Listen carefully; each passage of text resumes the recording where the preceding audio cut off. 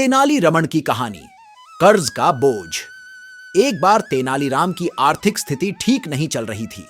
विवश होकर उसे महाराज कृष्णदेव राय से कर्ज लेना पड़ा। कर्ज लेते समय उसने महाराज को वचन दिया कि वह शीघ्र कर्ज चुका देगा। दिन गुजरते गए। तेनालीराम की आर्थिक स्थिति कुछ बेहतर अवश्य हुई, किंतु इतनी नहीं कि वह महाराज का कर्ज उतार सके। वह कर्ज को लेकर परेशान रहने लगा। उस परेशानी के दो हल थे। एक कि वह किसी तरह महाराज का कर्ज उतार दे, दो किसी तरह उसे कर्ज से मुक्ति मिल जाए। दूसरा हल उसे ज्यादा उचित प्रतीत हो रहा था, लेकिन वह महाराज से कहे तो कहे कैसे कि वे उसका कर्ज माफ कर दें।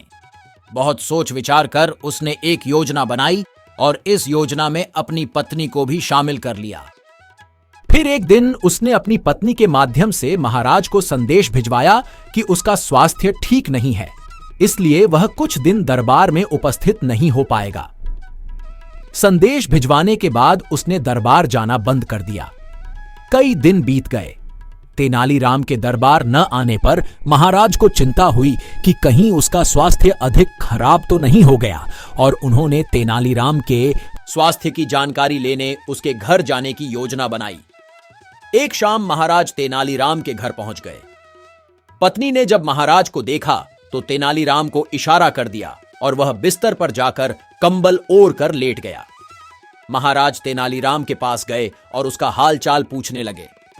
तेनालीराम तो कुछ न बोला, लेकिन पत्नी बोलने लगी, महाराज, जब से आपसे कर्ज लिया है तब से परेशान रहते हैं। आपका कर्ज चुकाना तो चाहते हैं, लेकिन चुका नहीं पा रहे हैं। कर्ज के बोझ की चिंता इन्हें अंदर ही अंदर खाए जा रही है। इस कारण बीमार हो गए हैं।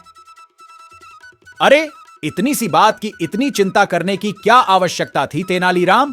चलो, मैं तुम्हें कर्ज के बोझ से मुक्त करता हूं। चिंता छोड़ दो और स्वस्थ हो जाओ। तेनालीराम को सांत्वना देते हुए महाराज बोले।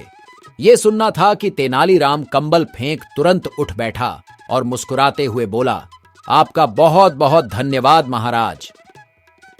तेनालीराम को स्वस्थ देख महाराज बहुत क्रोधित हुए और बोले, ये क्या तेनालीराम, तुम तो स्वस्थ हो। इसका अर्थ है कि कर्ज से मुक्त होने के लिए तुम बीमारी का बहाना कर रहे थे। तुम्हारा इतना साहस, तुम दंड के पात्र हो। तेनालीराम ने हाथ जोड़ लिए और भोलेपन से बोला, महाराज, मैंने कोई बहाना नहीं किया। मैं सच में कर्ज के बोझ से बीमार हो गया था, लेकिन जैसे ही आप मुझे उस बोझ से मुक्त किया, मैं स्वस्थ हो गया। महाराज क्या कहते? तेनालीराम की चतुराई और भोलेपन के मिश्रण ने उन्हें निःशब्द कर दिया था। अगर आपको वीडियो पसंद आया है तो कृपया चैनल को सब्सक्राइब करें, वीडियो को लाइक करें और इसे शेयर करें।